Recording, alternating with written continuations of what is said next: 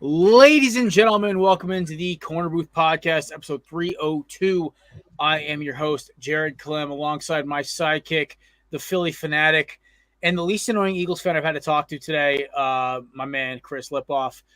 Also joining us to my right is the newest member of the Korner Booth team. His speciality is sports betting and baseball, as well as a little football knowledge as well. My good friend, Dom Pescatelli. Dom, welcome in, buddy. How you guys doing? I'm thankful you guys have me on. I'm excited. This is gonna be fun. Yeah, you know what's so funny? Like we were talking back a couple weeks ago, and I was like, you know what, we needed a little because obviously we all have crazy schedules, and having a rotating group of guys who can all do, even like having five guys, like a lot, because I know Nate is very busy, he can't always be on the show, and Matt busy. Me, I can do this, but I've done this by myself for years, so I don't really care. I will schedule. I block out time for this. Dom, you've known this because you've been friends with me for 4 years now. I block out time for the show. It is locked out of my schedule. I understand that's not always everyone's case, and I figured having somebody else who's a very, I'd say, experienced sports wagerist would be a welcome addition to Matt whooping all of our asses in the six pack. Even though me and Chrissy, the D-Gens, we won this weekend, buddy. We sure did. Nate's not happy right now. He's very upset. But that being so Dom, for reference, the six pack, Nate went undefeated the first 2 weeks. Perfect scores. Picked every single game, upsets, gimmies, everything. Nailed it. And it's basically a 1 through 8 point system you can get. If you nail everything, it's 8 points. Nate hit 8 points back-to-back weeks, but he can't gamble on it because he's in California. So guys like me, Chris, and Matt, who can gamble because our states actually are free states, are sitting there like, dude, we'll put these parlays in for you. And I jinxed him, and he's basically been shooting 500 since. And then me and Chrissy had the comeback of a lifetime last week, nailing, I think we both went, 4 out of 5 on Saturday for college football? Yeah, we went 6 out of 8. Which is just stupid. Me and Chris had the exact same picks. Except for he got 12. He went 12-0 the first. No, 16-0. 16-0. Yeah, he had a 2007 Patriot season. Wow, it was insane. We could not make heads or tails of it. We did not understand how he was able to do it. Nate was on fire, and my big mouth goes, Nate, I'm gonna double up your picks. I'm betting what you do, and I jinxed him. And he's been blaming me ever since. I'm like, Nate, at some point you got to do what me and Chris did. Say screw it and fire from the hip. Yes, Chris. By the way, that isn't a Asante Samuel jersey. By the way, felt like I had one too. That's why I noticed. Yeah, and then because Rodney McLeod got moved over here along with Mr. Garnett, and then, of course, we have Uncle Ed over here, and then so there we go. But boys, last night, Dom, I kind of wanted to wait until Nate got here because he's the other Giants fan, but I guess we'll kind of start because you're obviously a little more realistic, less optimistic about the Giants because he said, and to I quote, our very optimistic producer said after they beat the Sea Chickens last week. He goes, if they beat the Bengals, I'm going to be a problem. Well, it's tough because that defense played so well last night. And I was talking to my friend Andrew. I think he's watching right now, but he was extremely angry too because we held Burrow to how many? I don't know how many yards, but I believe it was under 260. They played phenomenal, and it sucks too because you look at this division. It's just up for grabs. I know you're a Philly fan, but there's no dominant team in this division this year, at least right now. Yeah, it's up for grabs. That's a game we've lost so many games. Commanders, we didn't even have a kicker. That's a win. 208 is what you held them to. That's insane. That is crazy. Yeah. I've never seen that for Joe Burrow. Rusher too. Like Zach Moss didn't do jack from yesterday. Chase Brown didn't do crap. It was watching that game. It was maybe the ugliest football game offensively I've watched all year. We're in year 6 of Daniel Jones. Year 6 of Daniel Jones. We can skip this in the six pack because I'll bring it up right now. I took notes today, boys. I'm going back to the OG. My notes on this game was easy. New York Giants pass rush is a top 5 pass rush in this league. Dexy, Kayvon, and Brian Burns together, they're amazing. It's kind of like they're kind of like the Guardians of the Galaxy. Nobody cares about them if they're all separate. But when they're together, they're honestly a very good team. Like, Dexter Lawrence by himself was a good D tackle, but, he was getting double, triple team. Nobody cared. He wasn't putting up his stats. Brian Burns in Carolina. good numbers, but never really was like that elite pass rusher. And Kayvon Thibodeau's biggest knock was he was a one-trick pony coming off the edge. He had one move. And if you figured that out, you were getting him. Now together, nobody can be double teamed. And as an offensive blocking scheme, unless you're going to put 6 or 7 guys and just send 2 out deep, you're always going to be kind of behind the 8 ball in pass protection. So the Giants have effectively flipped the script. Now, the other thing good pass rush can do is it takes away – you don't have to have as many good guys in coverage. 2017 Philadelphia Eagles are literally the poster child. They had elite pass rush, 2 okay cornerbacks, 1 elite safety, and 1 garbage safety, and they are mediocre safety, and they won a Super Bowl off that. The Giants had 1 elite safety, 2 okay corners, and 4 amazing edge rushers, and they beat the undefeated Patriots. It's a system that works, but there's one thing they're missing, and I wrote it in big letters. Dimes is the problem. I watched him miss a wide open throw to Wan'Dale Robinson last night, and I'm like, I almost am rooting for the Giants because I feel bad for you, for Nate. I feel bad for my boy C. Gross down in North Carolina, for my uncles and aunts who are all Giants fans. I feel horrible because Brian Daboll is like that teacher trying to get the troubled kids to do good on their tests, and then they don't show up for the final exam. I can see the frustration and pain. And I've told the story on the show before, Tom. I don't know if I told you. One of my closest clients in my former employment, he's friends with the Maras. He had dinner with them one night, and he came in the next morning. He was chatting with me, and I kind of want a little scoop, right? He goes, Jared, they love Daniel Jones. He's like a son to them. I'm like, oh, well, they're screwed. And he goes, yep. He's a Giants fan too, which makes this even more hilarious. I would not be able to sit there across from the Maras and look at them in the face if they told me, oh, yeah, we love Daniel Jones. Can't you see he's the problem? Like, at least in Philadelphia, they saw the problem was coaching. The OC and DC were terrible. They sort of fixed it, but they fixed it. The biggest thing the Giants should have done is they should have thank God his contract's up. The unfortunate thing is this basically puts an extra year of rebuild. They got the receiver in Neighbors. They got the tackle in Andrew Thomas. Motor Singletary is okay. But they have a decent supporting cast in Darius Slayton and Wan'Dale Robinson. Jalen Hyatt's a joke. He is abysmal. You should take 13 off. It's an embarrassment to Odell Beckham Jr. Maybe go get a more physical cornerback because CD and AJ are going to eat up those 2 boys alive. But they're not bad. They play good man-to-man coverage. It's not a bad defense. I don't think Wink Martindale is a problem. That's a whole other thing. Anyway, last thoughts in this game. Both teams are garbage. Both teams are going to have top 10 picks because the Bengals can't stop anybody. And the Giants offense literally looks like it's a bunch of drunk guys on a football field trying to figure out which way is the way to score. It's kind of like an episode of Blue Mountain State when we're all tripping on drugs and they don't know which way to play to practice. That's what I equate the Giants offense to. It is literally they're all on drugs. They don't know how to operate. And it's abysmal to watch as a football fan at first. You got to do the oil change. We have to bring that up every time I bring up Blue Mountain State with the freaking oil change. Oh, yeah. Oh, my God. But I want to like Daniel Jones so bad. I've tried to for so long.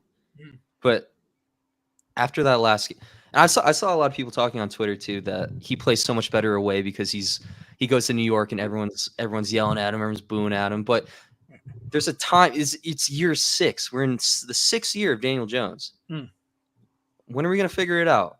There's no more excuses. There really isn't. Quarterbacks had a leash this long ever. No, and never. Your boy, right? Your boy was right. Leash is too long. Leash too long. Name another quarterback, first-round quarterback, who's had a 6-year leash and has had one okay season. Carson Wentz had 2 MVP caliber years for us, and we kicked him to the curb in 2020. So, like, here's the thing.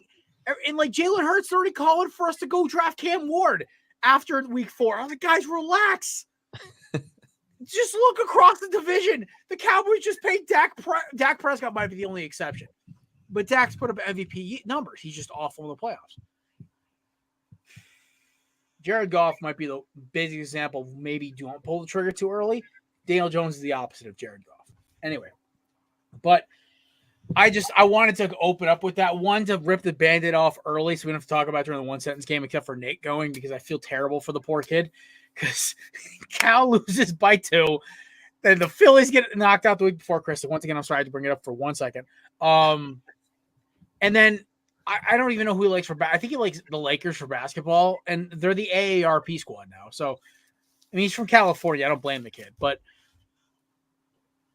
it's, Nate's hurting sports wise. Maybe he likes a good hockey team, Chris. Want to be a Flyers fan? We're on the come up, dude. Hey, listen, y'all are doing better than my Penguins right now. I don't know what the hell we're doing. We got the retirement home skating right now. Yeah, it's only 2 years. Or 2 years, 2 games in. Nothing. Listen, I don't care about hockey till playoffs. Playoff hockey is something different, but it's too much football for me, too much baseball, too much basketball. I could care less about hockey until about April. I'm just dead honest with it. We had a guest come on our show once, and he tried to talk hockey, and he tried to quiz me on it. So I'm like, dude, I'm going to level with you right now. April through October is baseball, but August through February is football, college and pro. Then you layer in basketball, then college basketball, and then baseball starts up. Final Four, and it's in the draft, and it's like, where am I supposed to fit hockey in? June, May, but May. That's it. That's it. The NBA playoffs now because my Timberwolves are good finally. Well, yeah, the playoffs are during that time, so yeah. Yeah, I mean, I used to watch the Penguins. One, it's connection with my uncle. 2, who's a big Pens fan. But 2, it became like this whole thing where my Timberwolves are good now. We have Michael Jordan's kid playing for us, allegedly.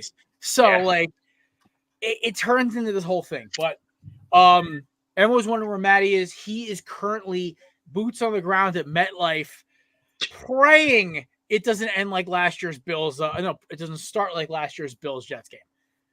But it ends like, speaking of Jets fans, shout out to our boy Ryan McCarthy. No credentials required. I'm going to do first touchdown and Yeah, I was going to say, Chrissy, you're on a hot streak of a lifetime. Dom, this kid has nailed 5 straight games of first touchdown. I hopped on the bandwagon last week and got A.J. Brown yesterday. That was my one bet I did. We got some sharps on this show. I'm really not. This is just, I call him No, Chris is just on the hot heater of a lifetime, and I tell that. Dude, once this cools down, dude, I'll remember this run. This Linsanity of the run. Oh, my God. Speaking of Linsanity runs, the Mets right now, I believe, Don, they're up 6-0 on the Doyas last time I checked. Yeah, they're up. This sucks because you hate the Dodgers. I hate the Mets. I hate the Mets, too. I really just want an AL team to win. Dom's Yankees, fine. That makes Dom and Matt happy, and our boy Brent, great. But the thing is, and it'd be cool for the Guardians to win. They haven't won. I was telling my dad's watching football with me yesterday. He goes, who's the last time the Guardians won? I mean, he called them the other name they're called, but I don't feel like getting red flagged today. So I'm like, Dad, the last time they won, their starting pitcher was Bob Feller. My dad spit his beer out. He was laughing so hard because he knew who Bob Feller was. And it wasn't because he liked baseball. It's because he knew him from the Abbott and Costello bit from the 40s. I was like, damn. Oh, 1948. Crazy. Crazy. But beat the Brooklyn Dodgers. Oh, my.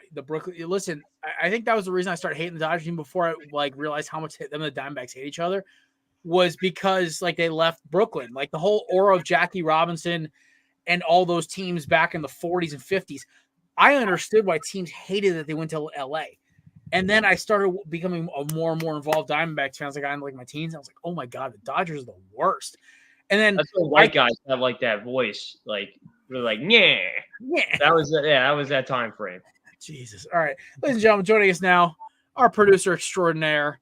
He is a Cal Bears fan, a New York Giants fan, Phillies fan, and an A's fan. He's hurting today, but don't worry, Nate. Dom took most of the pain off you already. We talked enough about it, so you can just express yourself. We can move on. Ladies and gentlemen, our producer extraordinaire, Nate Wynn.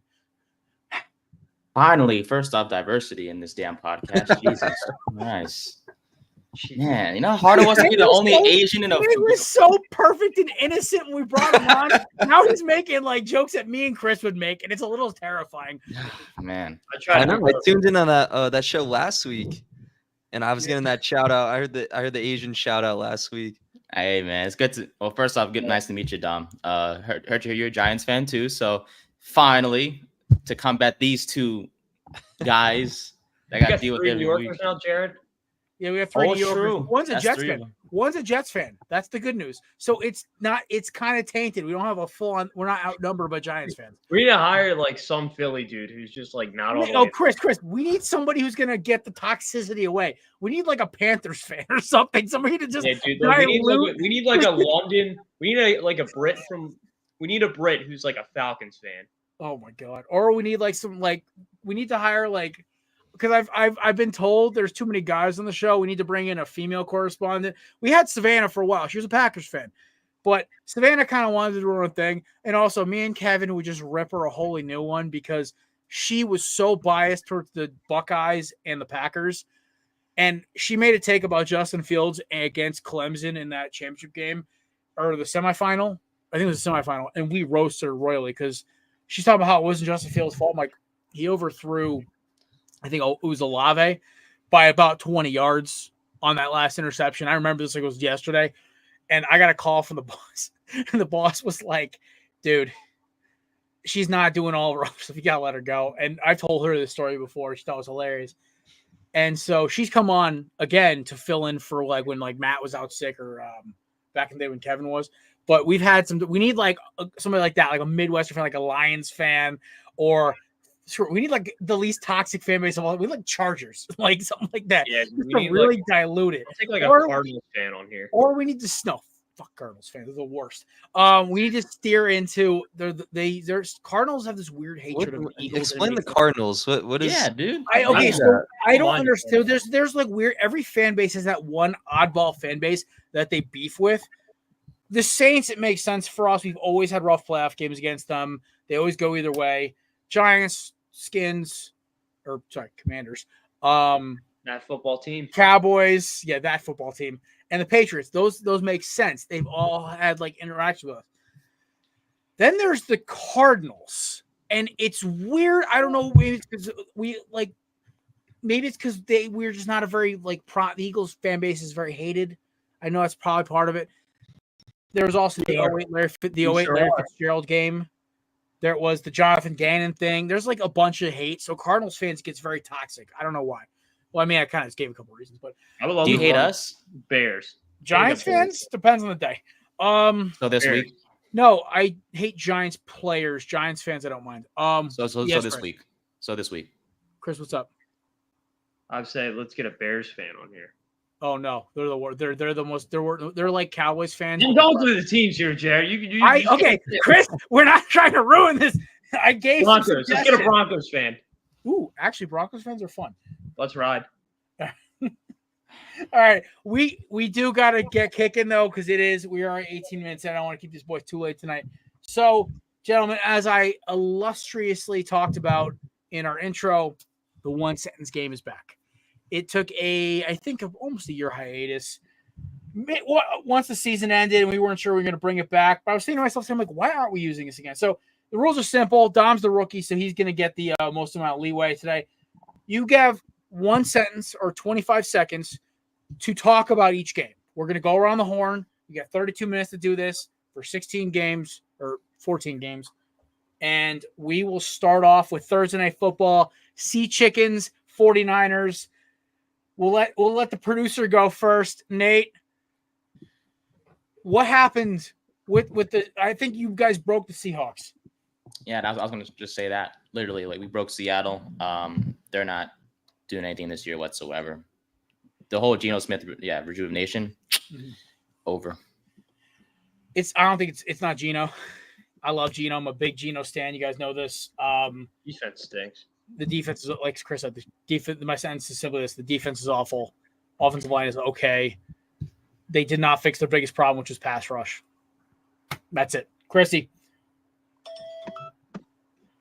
I just want to say I regret picking the Seahawks because I forgot how good Brock Purdy's numbers are versus Seattle. He's got 8 touchdowns, 2 picks.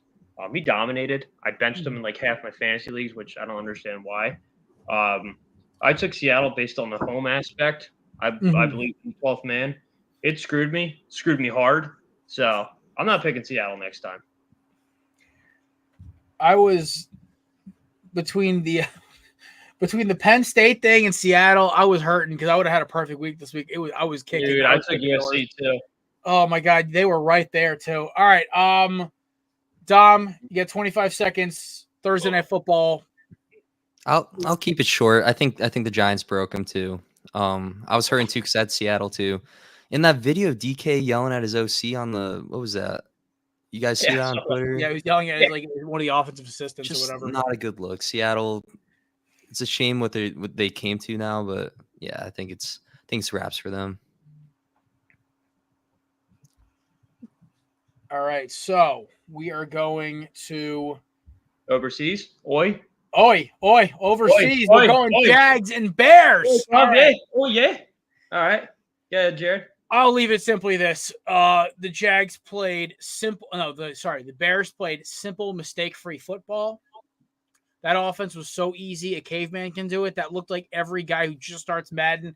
Screen passes, bubble screens, quick slants, tight end throws, run the football, and they won. The Jags look sloppy and defeated. Chrissy. I mean, it's a bad day to be a part-time Jaguars fan. I told you if the Eagles never existed, I'd be a Jaguars fan. Just because of the courtesy, you get the London game. But the Bears came in and dominated. Caleb Williams had 4 touchdowns. He had a pick. Very simple game. Really didn't need to do much. Kind of lit up that defense. Dude, I don't know what's going on in Jacksonville, but Dougie P says there needs to be a culture change. It could be coaching. Could be the players. So, I mean, Jacksonville's at an all-time low. Also, feel bad for ATN fantasy owners. He had 3 touches for -1 yards and pulled a hammy. The amount of complaints that we got on Sunday too, Chris. Well, I mean, you don't know yet, but I'll be getting them soon. I'll be getting them soon. I don't think we should be too over excited about it. Chicago has played 2 weak teams in the past couple of weeks with Carolina and Jacksonville, so they're the same as the Commanders to me. They are literally the same team. More consistency, and then we'll get more. We'll be more into it. But right now, no. Month in, who's your rookie of the year? It's Daniels. It's not even Neighbors. No, it's not. The problem is Daniel Jones is going to hold back his stock. Neighbors is really good, dude. If he stays on the damn field in 2 weeks. Yeah, if they win this division, I mean, it's hard not to give it to Daniels, though. Sure. Yeah. All right, Dom, did you go yet or no? No, but here's is this a pro Caleb Williams podcast? I'm anti. They're kind of. I don't really care for Caleb Williams, so it don't matter. Is he cool? That's all I have to say. Is Caleb Williams cool? I think he's corny. Consistency. He's got a nice set of hair. Yeah, he's growing it out. I do like it. He looks like a rapper who hasn't like put out an album for like 8 months. He's like one of those like beard out and stuff. Yeah, one of those like Manhattan like here's my mixtape. Yeah. All right, we'll try to speed this up a little bit as we get rolling here. We'll start off with Browns and Eagles for the Sunday slate. Eagles fans, relax. I saw a lot of Quayon Mitchell's a menace. That dude is the best passing coverage stats I've ever seen from Eagles corner. AJ Brown is back. Chrissy? The AJ Brown effect is in full effect. I think I said that right. But I will say not having him is their biggest loss. He's clearly the most important player on this offense. And I'll stand by that because they look like an abysmal football. I'm not going to say abysmal football team, but abysmal football offense without him. You can clearly see the impact that he has. So I'm just glad we got the dub because we lost to Deshaun Watson. Jared, I might like go AWOL for like a month. Oh, look who it is. Boots on the ground. There he is. Don't kick any kids. We have our own Big Dom now, too. Oh, yeah. Oh, I thought you were talking about me. No. So he's referring to you, Big Dom. But Big Dom. Oh, the Phillies guy. Yeah, I got you. Nate's getting compliments. I think Matt's had a few already. So appreciate you, man. Got to go watch the Jets. All right, Dom. Eagles, Browns. I was disappointed because I had Eagles 8.5.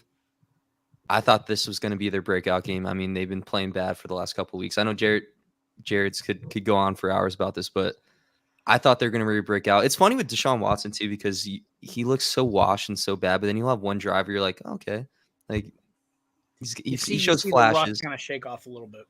Yeah, but I was really expecting more than Philly. I thought Philly was going to really come in there and just close the door and just make this a statement game. But since I guess kind of give our we're going to give me and Chris a minute to air our grievances about this game since we gave you obviously the time with the Giants, and we'll give Nate time with the Giants. We'll bring it up. Nate, quick thoughts on this before me and Chris open the floodgates. Both teams have one person that needs to be gone by the end of the season. Browns is Watson. The other one of the Eagles is Sirianni. Thank you. So the thing with Sirianni to me that I think I've said this for months. What I saw yesterday and then his comments today, he apologized for barking at the fans. But what I heard from players, like people who knew the players want him to stop being the strategist and start being the rowdy motivator, the guy who all the other fan bases despise. Like when we were on that Super Bowl run 2 years ago, a year and a half ago, everyone, including Dom, would come up to me and be like, yo, I can't stand Sirianni, bro. He's so freaking annoying. That's the Sirianni I want back. And we're starting to get that back. Why I said relax, and this is the whole title point. This is going to be my last dance tonight, but I'll just do it now since we'll just get out of the way. If Saquon Barkley gets that first down instead of running out of bounds on 2nd and 6 or whatever it is, there's no block field goal. That's a 7-point swing. Dom covers right there. Dom, you cover. Quinyon Mitchell and CJ GJ, my love-hate relationship player of all time, don't run into each other. Either one of them picks it off, and there's no field goal. Eagles are automatically winning. And then on top of that, you could even go further.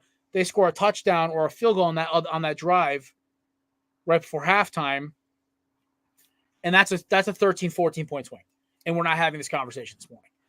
Yes, there were some inconsistencies, but the biggest thing I saw was they were starting to get back to what they did best in 2022. Run the football, get creative on the edge with Hurts and the running backs, get the ball to AJ on like stop and goes, and then with Devontae with crossing routes. And no Dallas Goedert, they used Grant Calcaterra like a mini Goddard. He's a little faster, but he's not as physical, and they took advantage of that. I even saw Jahan Dotson get 3 catches. I was like, what? So, in all honesty, the defense played great. Besides 2 missed tackles and 2 boneheads running into each other, the special teams coordinator should be running sprints for a couple hours because somebody should have picked this long snapper, should have seen Myles Garrett, who usually is closer to the edge on their block team, lining up right over the center. That should be red flags all day. Calling timeout, get it iced, go back to the drawing board. Was it perfect? No. Was I encouraged? Yes. Will they figure this out? Yes. I think the biggest problem for Philadelphia right now is we have a whole week to go over this. I honestly wish we were playing on Thursday because we'd move on.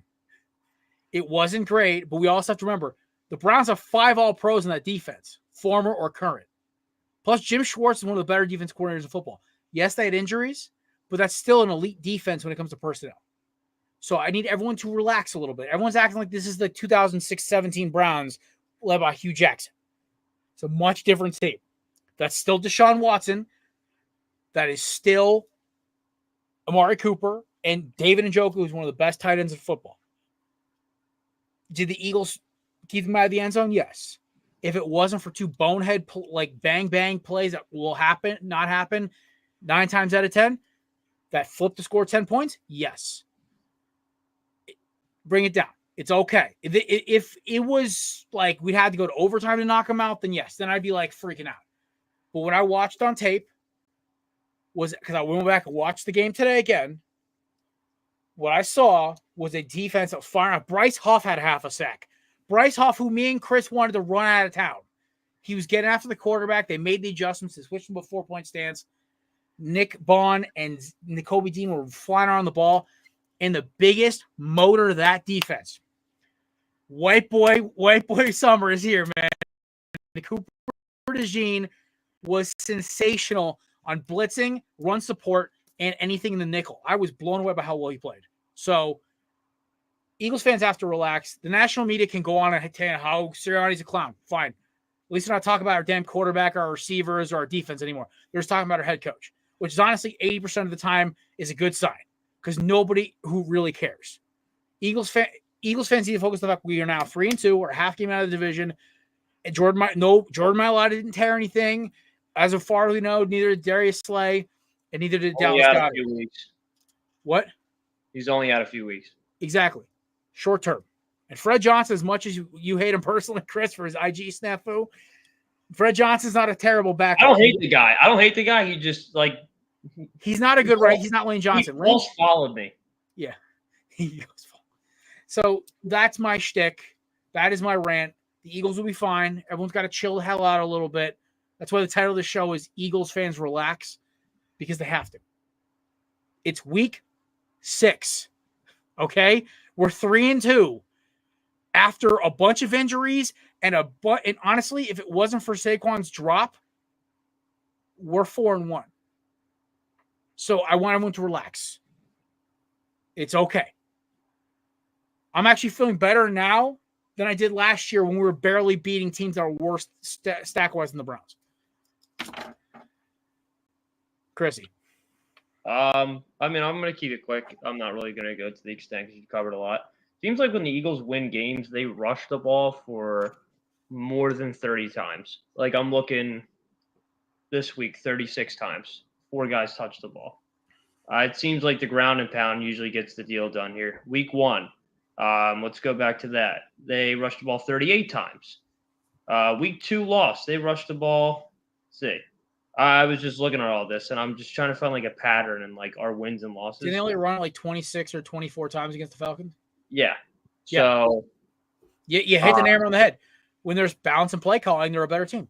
Yeah, like that's the one thing like I want our coordinators to look at when it comes to this is like what's working and what's not working. Clearly, like I think we feed too much in the pass game sometimes more than the run game. Look, you paid Saquon Barkley to come here. Feed the guy. I mean, the guy's hungry. I mean, you can't rush the guy 13 times and just be like, well, it didn't work maybe next week. Yesterday's low yardage because basically the Browns have one of the best run defenses in football. Yeah, I mean, I'm not like even talking about this week. I'm just talking about like overall, in general.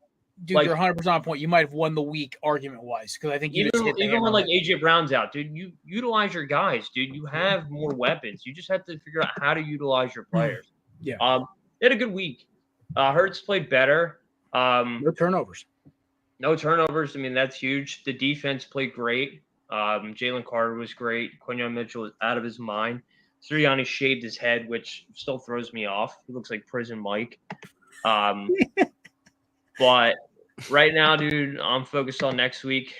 We're going to MetLife, and we're playing the Giants. Just pray for everyone's knees, ankles, and Achilles. That's all I care about. Because I hope Matt didn't fall in there because when I went for a Flyers and Devils game, I slipped right away. So that's as bad as the FedEx Field. It's not even safe for fans.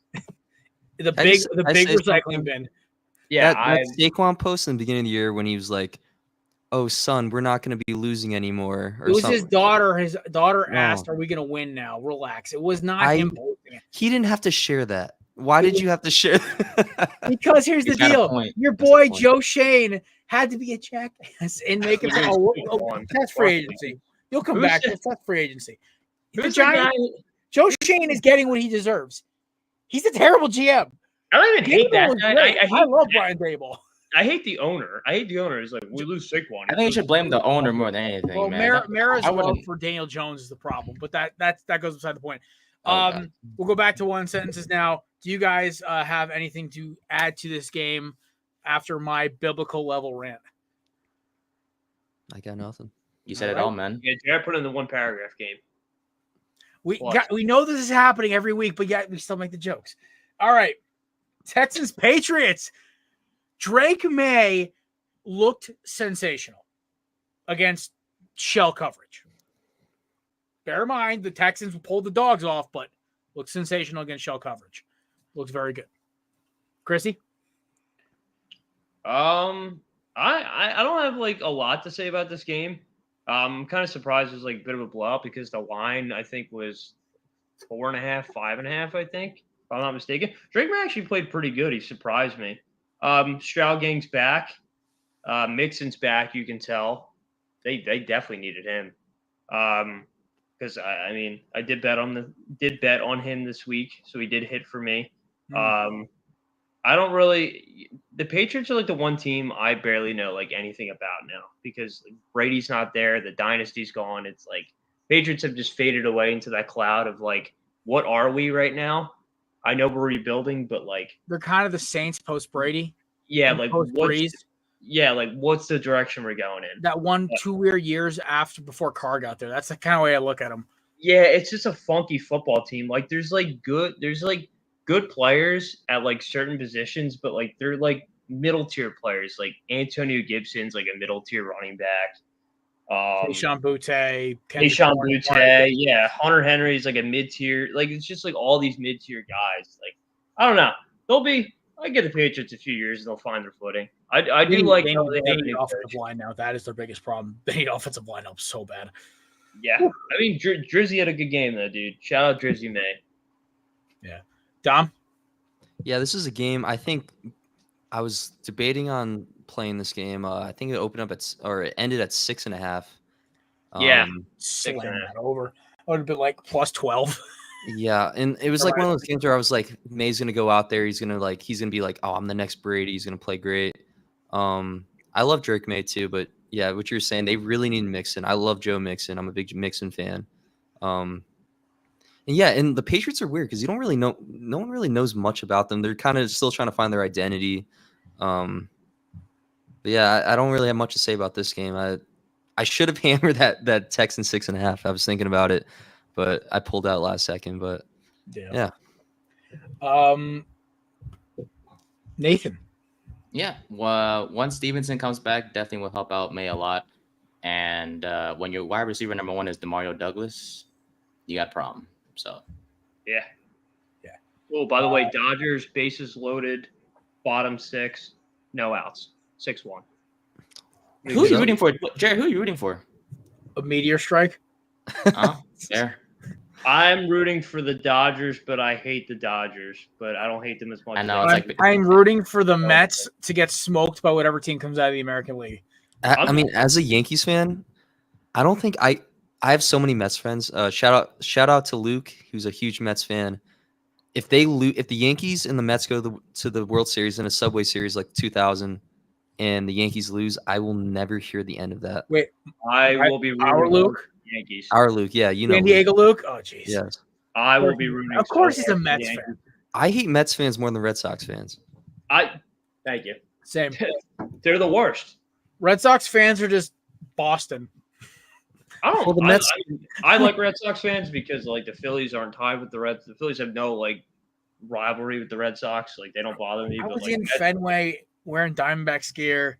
Yeah, they were rowdy and they were giving me. I was in the bleachers. Yeah, what are you doing wearing that? Where are you going? Where are you doing? Like Connecticut. Why are you a Diamondbacks fan? Yeah, what are you talking about, Johnny? I'm like, doing? Yeah. It was honestly, and they were kind of at the stands when the Red Sox were up by like 5 or whatever before the Diamondbacks unloaded like 13 runs on them. They were giving me crap in the line. I'm like, whatever. And then not to knock Boston fans because like their accent's hilarious to me, but why do all of them sound like they have a sinus infection when they talk? Like, what are you talking about? Like, you serious right now? Come on, Johnny. Come on, guy. What are you doing? Let's go get our dunks. No, I'm more than donkeys, all right? Come on, man. Oh my God. Go back to Southie. Anyway, yeah. Good Will Hunting, great movie. All right, let's move on to this one before we get too far off track here. This was supposed to be the game of the weekend. It sort of lived up to the billing until Derrick Henry just stomped around for the entire fourth quarter. The Ravens now have a closer, which is like the best thing ever. I think the Cowboys game was like the eye opener. They're like, we have the best closing running back in football, where we just hand him the ball, he runs for 5 yards, falling backwards. And after 2 carries, first down, clock keeps running. Ravens have their closer. Zay Flowers is a top 10 receiver. That's my sentence. Nate? Mark Andrews is back. Dude, I dropped him in my one league. Like Me too. I'm like, I hung on to him. I'm like, he's not going to do anything. And then he gets like 4 catches and a touchdown. I'm like, are you serious right now, bro? Glad to see him back, though. That's what matters. If I don't he's have to back, pick him up again. yeah. If he's back, this Ravens offense will be, will operate much more, will flow better per se. Dom. Yeah, the Ravens been on a roll. This was a game I took Commanders covering because I think people were also like, I just really love Jaden Daniels, and it makes me so mad as a Giants fans that they got their quarterback. That it's so upsetting, and he's so cool. He's so good. I love Jaden Daniels. So I was like, he's gonna keep it close, and he played great too. I'm not taking that away from him too. That defense just could not handle just the offense of the Ravens is just way too good. Defense couldn't handle them. I had the Commanders covering 8 or 7.5. I'm gonna sound like a really bad gambler on this podcast because this last week was terrible. Hey, but listen, next week is always a better week, right? Yeah. always next week. Can change your life is what I tell all my clients. Change your life. You want to win a bagel or a boat? Just saying. Nate. This is why I keep telling Nate, man, you got to, like, Nate's getting all pissed, like, I'm done with the six-pack. It's like, brother, it just takes 1 week to turn around. The D-Gens won this week, man. It's been 3 weeks. 3 weeks. The Degenerates won this week because, Yeah, that's what we do. We pick with our guts, baby. That's our Millie rocking on camera, bro. Listen, us degenerates, we gamble, we fire from the hip, okay? That is what Dom's known me for 4 years. My bets have always been fired from the hip. There's no thinking behind it. I'm over here studying bets offered to lose them, man. I'm falling that's behind your Matt problem, already. studying. Go with your gut, go with your knowledge of football. That is one thing. Literally, I was at the conference talking to Nasty, our boy. Shout out Nasty Sports, by the way. Bring him back. He's great. I was talking to Nasty at the Fantasy Football Conference over in Canton. We were chatting with him, and he goes, and I said, listen, I kind of consider myself a film guy. I watch a lot of football. I watch it after the fact. I rewatch games. He goes, so you know tape. I'm like, yeah, that's why I watch. He goes, use that. That is your advantage in gambling. You know football. Most of these guys will look at numbers, look at trends, look at Vegas, and that's where they overthink. You stick to what you know. That's how you win bets. So, like, Chrissy, that's why I said, hey, listen, Oregon in Ohio is hosting Ohio State. There's no the only blatant advantage Ohio State has is wide receiver. That's it. Like, Will Howard's an okay quarterback at best. It was a Ducks paradise. There you go. And the other one was like, Penn State's soft, dude. They're going to get smoked by Ohio State, and it's not even going to be funny. They barely beat USC, who almost got throttled by a should-be unranked Michigan team. So you kind of follow the trend here where my ADHD brain goes, but degenerate gamblers, bet from your hip, use what you're good at. And remember, you'll never get it back, so when you're out, just go. Mm-hmm. That's why I stopped gambling. I didn't even touch last night's game. I was already out. Both my parlays didn't hit. I said, I'm done. I'm walking out. Until tonight. I broke even with the A.J. Brown anytime touchdown. We're back in. Yep. Just when you thought they could pull me right back out, they bring me right back in. All right. Just like the Giants. Nate, that's just that. You're just like, it's a glutton for punishment thing with you. Just wait till I get to talk. Just wait till I get to talk. I know that's it. All right. Chrissy, I believe you still had to go for Commies Ravens. Oh, okay. Like this game a lot. Also, the line for this game was +7. The final score was 30-23. That's a push. No, 7.5. Think 7. Either or. It dropped to 7 on some sports books, so it depends on where you put the bet from. It was 7 on Fanatics. Remember, I pushed on that. Okay, so I'll go with 7. It was a push. It was a really good game. It went back and forth a lot. Lamar balled out. Jaden stuck around. He had a pretty good game too. I had a 4-legger of the century. My last leg, I needed Austin Eckler to get in the end zone, stuffed at the 1. Very disappointed as a gambling football fan, but we look to the bright side. This was a great game. 2 good offenses, 2 great offenses, 2 top 10, top 5 actually, I think, offenses in this league. Both leading their divisions. I don't know, dude. Both of these teams don't look like they're slowing down. Commanders could, because, they got to play us still. They got to play Dallas. Their schedule gets harder around week 10. They have a bunch of easy. This is their last hard game until end of November. Daniel's a baller, dude. I've seen it last year. I watched him at LSU. Me and Maddie had the courtesy of doing that. Very privileged fans of getting him. Ravens are a good football team again. Now the question is, can they perform in the postseason? Probably not. But they are the regular season champs, and they're going to continue to be. So, Ravens flock. There we go. All right, we're moving on. We have I really don't have much about Cardinals Packers. We can skip this unless you guys have something. I'm just going to say basically Christian Watson's back, and that offense looks like they're thumping on all cylinders. I think I liked Malik Willis, but you can tell this is Jordan Love's team. Yeah, this Packers team is a problem. Yeah, big problem. Nate, anything else? Prayers to Marvin Harrison, man. Hope that concussion, is no joke. So hopefully he's okay and he's healthy for next week. But we'll see what happens there. All right. Also, I love Matt's bet with Swagoo. Bold prediction. Jets win tonight or in first place. Oh my god! He's gotta be hammered, dude. I think he commented like 9 times. Yeah, this is what happens when Matt's boots on the ground while we're recording. He just says he just spams the chat. I mean, I love it. I appreciate it. He's got to be like 4 Kona waves in right now, dude. He's not great beer, by the way. Unreal beer. Unreal beer. Okay, we're moving on. Unless Dom, do you have anything about Packers Cardinals? It was kind of just one of those games like you knew that was the expected outcome. That was my thoughts. Do you want to comment? I'm gonna keep referring back to gambling. I saw it ended at 5.5. I was a little iffy, but I think that was a clear win for the Packers. I have a hard time watching Arizona. I just don't really care about them. Like when I see an Arizona game, I don't care. Like I don't even like betting on them. I just don't care about them. I had a live parlay. I don't know, live bet. Your recommendation, live bet. They were only down by 3 to the 49ers last week, and I took it and I ran with it, man. I'll tell you what, dude. Like, I usually bet the Cardinals sometimes because Kyler Murray keeps games interesting, and a lot of times he keeps games interesting, but they just got flat out smoked.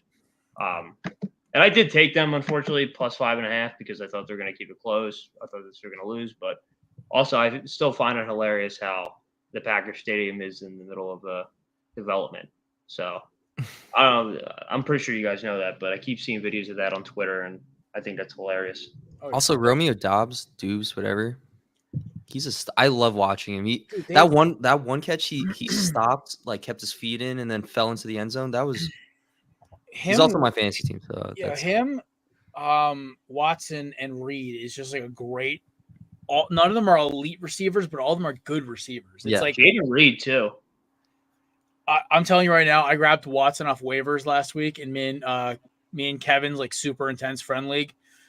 I am hype. I got him off waivers because I feel like he's gonna have a great second half of the season. Jordan Love loves throwing him the ball, man. It's hilarious how much he targets him. Bucs Saints. This game was a lot closer than this score predicted. Spencer Rattler, not a bad debut, but the Buccaneers started running the football, and this was out. Dom? Bucky Irving, cool name. I really like that name. That's another game I had. I think the Buccaneers are a lot better than what their record says. Obviously, I know that's what everyone loves to say. I genuinely believe that, and I saw that Rattler's first game. Rattler was impressive. I liked he had a lot of nice passes on the run too. That game was crazy. It started off 17-0 Buccaneers, and then there was 2 interceptions in a row. I think. Yeah, that was a crazy game, but the Bucs are the better team. I had the Bucs. I was pumped about that. I love Baker too. I love how intense he is. I love what was his stats? That was like NCAA football stats. Three picks. 350 yards, 3 touchdowns. Yeah, his stat line looked like me and my Road to Glory player after about 5 IPAs. Exactly. 24 for 36, 325, 4 touchdowns, 3 interceptions. I think he ran for 30 yards too. That's me at a 12-year-old's birthday party. White nukes, dude. Just get open. Just throwing him so hard, knocks the kid out into the end zone. You ever see that? I'm sure you see that meme of the 3 Doors Down song "When I'm Gone." And yeah. It's 12 beers in, dude. I think At I'm my like, kid's birthday party. yeah, I'm prime Brett Favre or something like that, and he's just launching it. Oh my god, that's so funny. All right, Nathan. Yeah, man. Sean Tucker, heck of a game. Came out of nowhere for Tampa. 136 on 14 carries for a touchdown. Had a receiving touchdown as well. Syracuse represent. Shout out to my guy Casey, good friend of mine. Yeah, great game by him. Bucks 51 points. That's insane. That offense is good, man. All right. What are the Bucks to me though? Because like they'll beat like a team like the Saints. They'll house them, and then they'll lose to the Broncos. Like they lost to the Broncos a few weeks ago. Like, are they like? Is the offense like a hit or miss? Is it the defense sometimes? Like, what are the Bucks? I think Baker Mayfield's great. I think he's found a home, which is phenomenal for him. I don't know if you guys seen he went undercover as I forget who he played, but it was like as like a Buccaneers fan or whatever. Yeah, he went like the whole Eli Manning thing. I saw it on TikTok the other day. I thought it was hilarious. But for me, I think they're a really good team. I mean, they housed the Eagles a few weeks ago, but Baker he doesn't stop throwing the ball. He'll throw the ball almost 40 times a game, and like they'll still manage to like pump out like 15 touches. Bucky Irvin I think he's going to be, if not now, one of the biggest sleepers of the year for fantasy wise, because Rashid White's down. Like it's just shoes to fill. So I did pick him up in one of my fantasy leagues. I did start him. He had a great week. Baker had 4 touchdowns, 3 picks. For me, that's like a classic Baker game. Mm-hmm. Offense is just hit or miss. Like I said, he threw for almost 400 yards, and Mike Evans had, I think, 50 yards. So that's how you know that offense is pretty electric. If your number one receiver has less than at least 70 yards. But all right, they are good. Next up, Colts and Titans. I actually have a special guest for my sentence for the Colts. Mr. Porter, take it away. Flacco! Colts!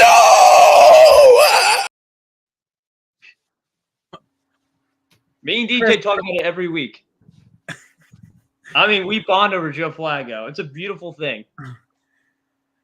I love it. Cost me a parlay, and I didn't even care. That touchdown to Michael Pittman, I was laughing. I was like, Will Levis is so bad. He just lost to Joe Flacco off his back foot to Mike Pittman. Bro, you should be blessed to lose to Joe Flacco, dude. Like, it's like an honor. Like, that's not an embarrassment, dude. That's just like, dude, Chris's worshiping of Joe Flacco needs to be studied by like the Vatican or something. It is the most hilarious thing I've ever seen in my life. Dude, he rocks, dude. I'm trying to figure out which jersey to get, dude. Get a Joe Flacco Eagles jersey. He played there for 2 weeks. But like I want something where he was like electric, dude. I'm thinking the Ravens. Huh? Flacco Ravens throwback would be nice.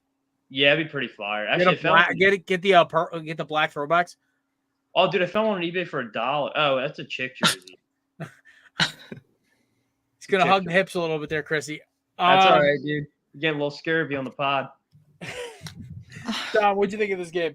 It was a stupid game. There's just a stupid game. Like Flacco versus Levis. I was tuning in and out of that game. I was like, I don't care. Like, and that Flacco off his back foot to Pittman. I was like, I'm turning. This game sucks. Like, I'm not watching this. This is stupid. I had no comment on this game.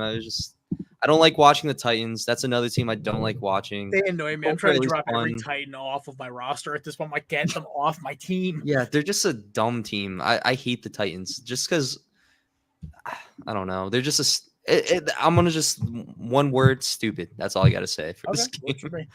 All right, Nathan. Well, the Will Levis memes continue. He knocked out a ball boy. So, yeah, man, that's all I got to say that one. Spider-Man's this week or whatever? Yeah, no, but seriously, though, I think there's going to be a point in time where they have to stop playing him. They're not prioritizing winning by playing him whatsoever. So, I don't know when it's going to be, but they have to at least bench him eventually.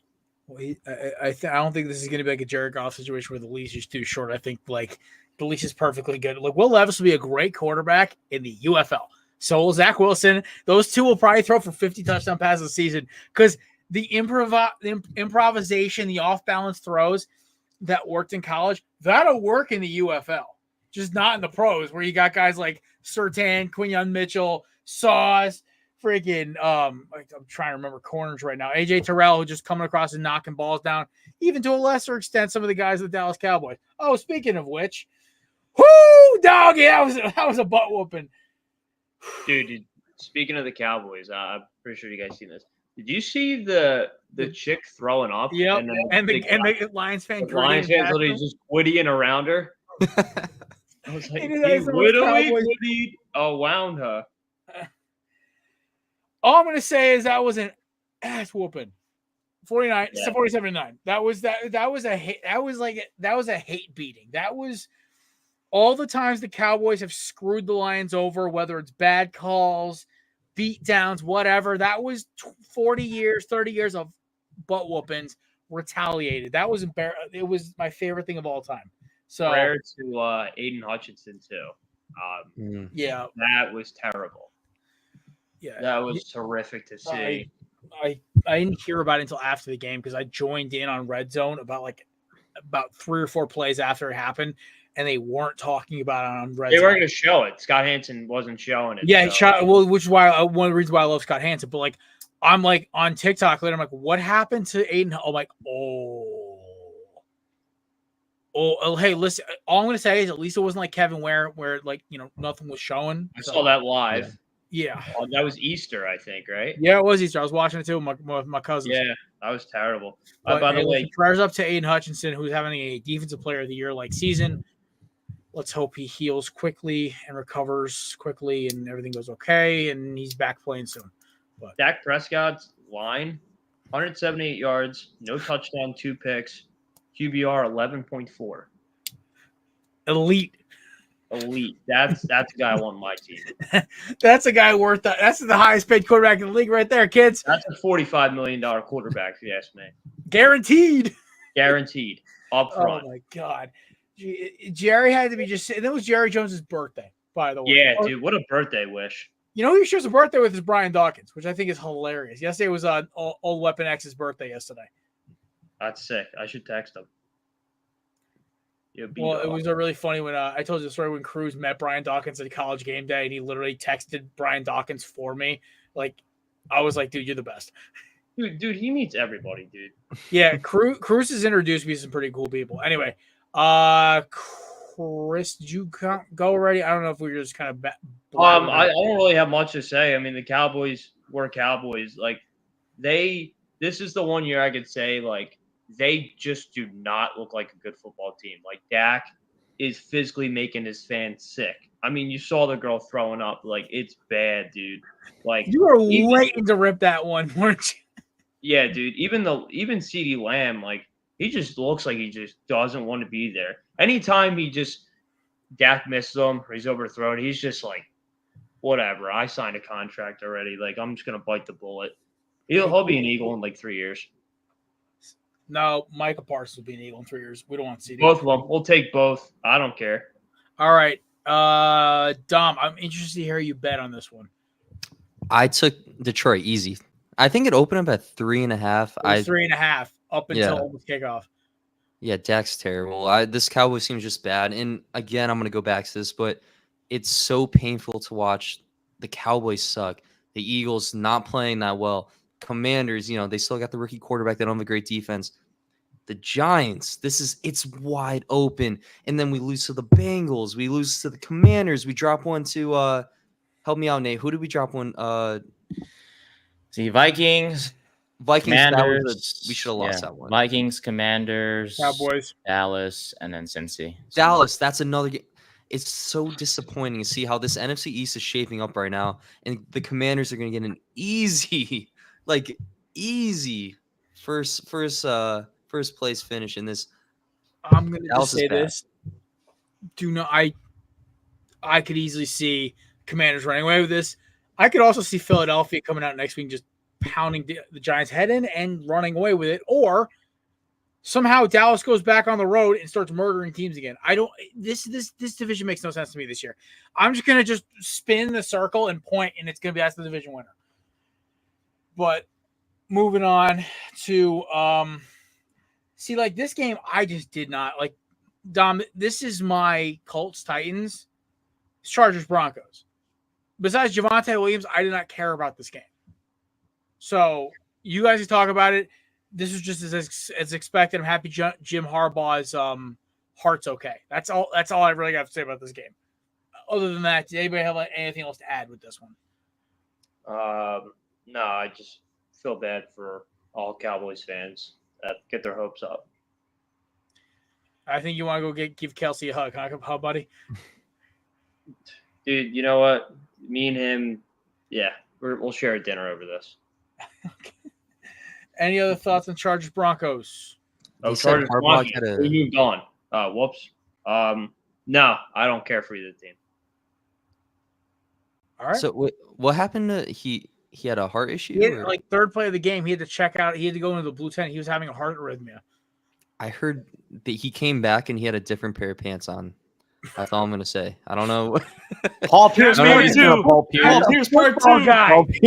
That is a football guy. I'm just saying, dude. I mean, look, I'm not an advocate of going number 2 during a game, but when you gotta go, my boy. Yeah, your gals explode, brother. Hey, listen, he could have got number 1. I don't know. We don't know. True. Nah, dude, that's not embarrassing. My money's on number 2 though, for sure. Yeah, I'm going 2, maybe 3. That's like every other Saturday night. What's for 3? Me. Nah. No. All right. No, Chris, we're not doing this to poor Nate. You did this before he joined the show last year, and it scared Nathan. It scared Mason away. We'll talk after the show. Okay, sounds good, my guy. Oh, we're not doing this. We're not. It's like Vietnam for me. I'm remembering this conversation again. We're not doing this. Okay, never mind. You went 2. I'm having my Vietnam flashback right now, Chris. We're not doing this again. You got it. All right. Falcons Panthers in the strangest game I've watched this weekend. This game was close. Leggett and Johnson scored points, but they finally gave Bijan Robinson the ball, and the Falcons win ugly, and the Panthers suck. That's basically a summarization of it. Yeah. Panthers are, not a good football team. I think we all know this. So, not much to it. Either you guys got anything to add on this one? Falcons are weird because I really want to say they're a good football team because they play up to their competition and they also play down. I want to be like, this Falcon team is good, especially with betting too. Like I look at the Falcons and I'm like, yeah, they should smoke Carolina, but I don't know. They're a weird team to like really understand. That's confusing. And I've had Kyle Pitts on my dynasty team for the last 3 years, and I'm just hoping for him to score some more touchdowns. But I don't know, this Falcon team's weird. That's every game they've had besides this one has been a 1-score game. So that's And if it would have been, it would have been a 1-score game if it wasn't for that late pick 6. Yeah, no, you're right. All right, Nate, anything you want to add on this one, or we will go into Steelers Raiders? I think Jonathan Brooks is coming back. I mean, we've been hearing that for 3 weeks. Let's actually see him get on the field. All Poor right. Chuba Hubbard fans. yeah. I'm a big Chuba Hubbard fan. I love Chuba. All right, Steelers Raiders. Once again, the Raiders just out-physicaled them, outbeat them. Najee Harris had a long run, which I never thought was actually physically possible. And there were more Steelers fans in the stands than there were Raiders fans. Yeah, and then I also saw Max Crosby basically bench press an assistant coach out of his way. Yeah, this team's awful. Yeah. They just win with grit. Like, that's what the Steelers are. Like, their defense is gritty. Their offense is just okay. And, that's what their formula's been for the past 5 years, is doing the bare minimum to get the job done. I mean, given they did put up 30 points, which is good for them, but a lot of the games they play is just low scoring. Like, the Steelers are not, top 10, top 5, top 10 offense. Like, they're just a grit team that just find ways to win. That's why Mike Tomlin's such a good coach. So I don't know why, a lot of Steelers fans call for his head, because I mean, the guy just knows how to win football games. I mean, he wins football games with guys like Mason Rudolph. So he could use a little help in the hiring the right assistant coaches department, which is what holds him back from doing anything besides a first round exit. But besides that, he's not. Yeah, you're right. He's a good football coach. Yeah. Also, Najee Harris had 100 yards, and I don't think the sky is falling. What is happening? Najee Harris. I haven't seen that since he was at Alabama. Yeah, right. What do you guys got? Anything? Yeah, this is a game I hit on the Steelers on this one. You're right. I like what you said about the Steelers, Chris. They get it done. They're gritty, low scoring, but what did the final end up in this game? Because they kind of broke away at the end. 32-13. 13. Yeah. 13. All the other games were less than 20 points they scored. 17, 24, 20, 13, and 18. Like it's just gritty football team. Yeah. I kind of like Fields too. It was nice to see Russell Wilson give the fake handoff to Marshawn before the game too. That was yeah, I like the Steelers. Who doesn't like a gritty football team? Just a team that really goes out there and just like wins just a gross way of winning a football game. But yeah, I got nothing about the Steelers. There you go. All right, we'll move on. Nathan, we've all talked about it. The floor is yours. I just don't understand, man. It's just like, we know this, right? Last week, I'm sure you were happy, right? Story about you getting all hype and like for me, like I was happy, but I understood, like, all jokes aside, I understood that if Jones was going to prove himself, it was last night against Cincinnati. Despite the fact that the Bengals defense wasn't as good as advertised to start the year, he needed to go out and beat this team on Sunday night because this is a primetime game in front of a lot of people who say that Jones sucks. And once again, he shows that he does suck. 205 passing yards, no touchdowns, 1 interception. I don't know the last time he won a damn home game. It's been just I can't stand it. No, he wasn't even playing the Eagles game. He was injured. So it's just like I don't understand. Tracy looked great. He needs to be RB1 for me, even when Singletary's back. He can contribute in the receiving game and the rushing game.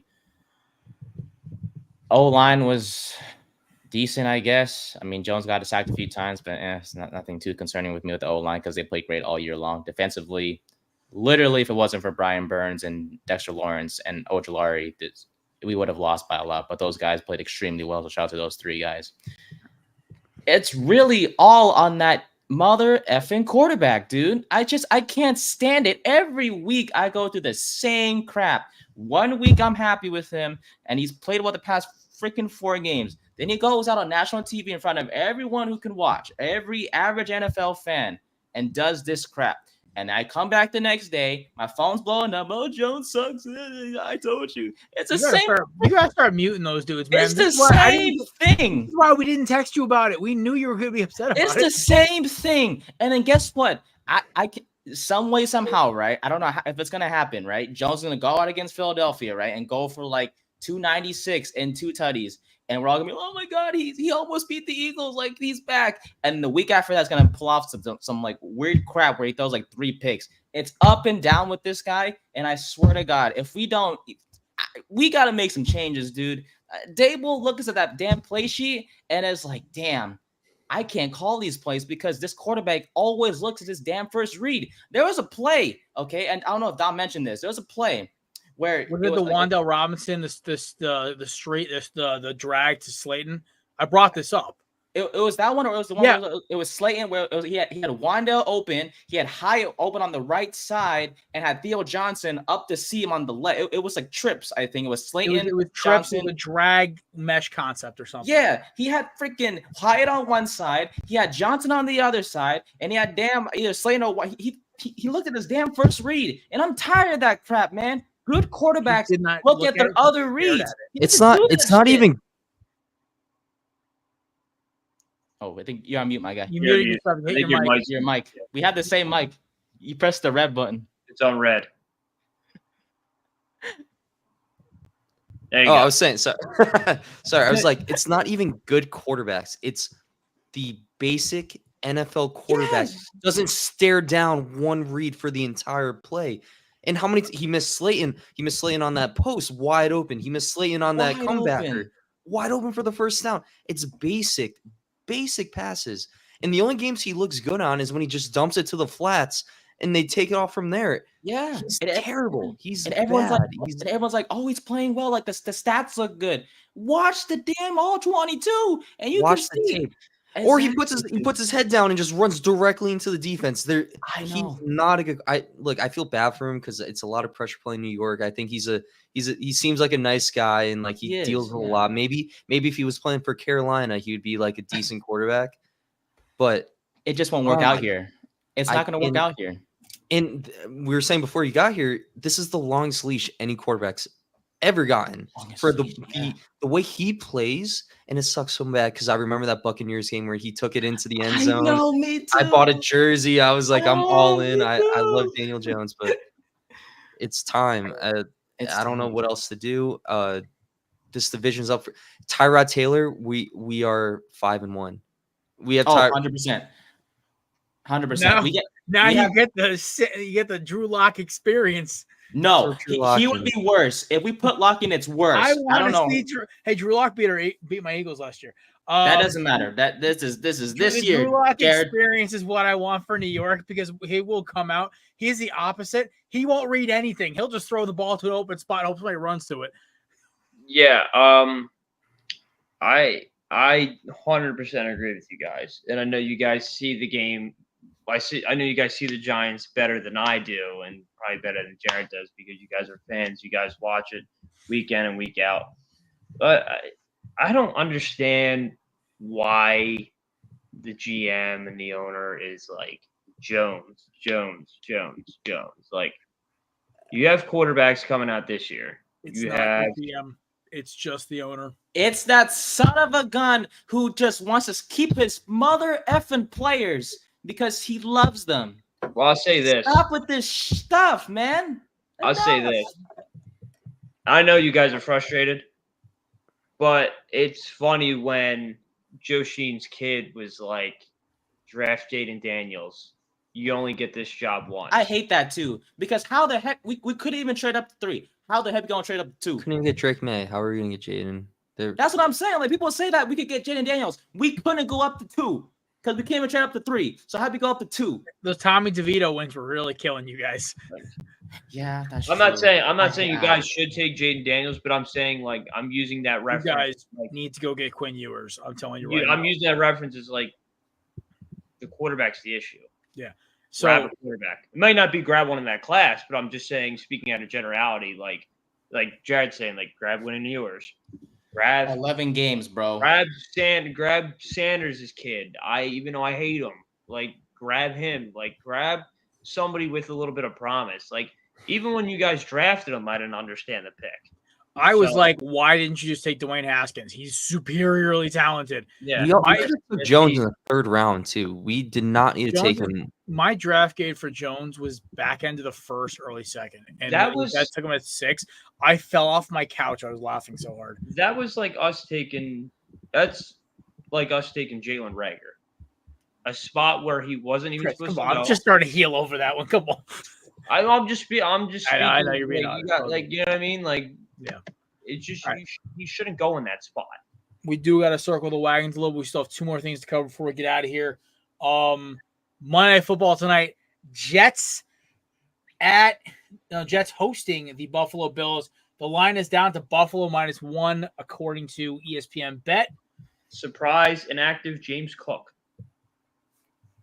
So if you have James Cook, it's Ray Davis season. Yo, facts. I think I started James Cook in our fantasy league against whoever I'm playing this week. Okay. Chrissy, we need your first touchdown lock of the day. Okay. All right, let me just double check this real quick. I just want to look at all analytics. I'm going to go with, and I'm hoping it works out, I'm going to go with plus 1,900 tonight, Khalil Shakir. I love it. First touchdown tonight. So all book right. it. If it hits, I make the people happy. If not, we move on. But listen, I mean, I gotta ride the hot streak, pal. This is a heat check shot, man. This is like Chuck pulling it from 30 and launching one. If you throw 10 on it, you win 190. You throw 5 on it, you win 95. So bet responsibly. So if you want to tail it, you can. If you want to look another way, you can. Just know I have not been wrong recently. But if I am wrong tonight, I apologize. I also love we're doing the show earlier now, so like we're not like literally scrambling to get our picks in as the game's kicking off like we used to. Yeah, I'm putting it in right now. I'm about to text Maddie, tell him to put the. Actually, no, I'm not gonna do it. Don't, because then you're gonna make his day worse. It's a Bills guy. I forgot he's playing their Jets, so I'm gonna throw that in right now. Giggity. All right, and we are in 5 to 100. All right, so we bought. So here's my thinking tonight. Buffalo is that one team that does not make any sense. Another team like Dom, like you could, what was a team you could not make sense of? You didn't understand what they were, or no, it was Chris with the Bucks, or was it you? It was the Falcons. It was the Falcons with you. It was Chris with the Bucks. It was me with the Bills. No, me with the Bills, you with the Bucks. Oh yeah, with the Bucks. No, yeah, I'm thinking of like you get my analogy here. I cannot make sense of them. I've lost 3 times on them, picking for or picking against them, and I hate it. So I'm screwed either way tonight. So I'm steering into it because of my jealousy of Josh Allen. Because of who he's dating, I am going to pick the Jets at home to win tonight. I think the new offensive play calling could get aggressive here.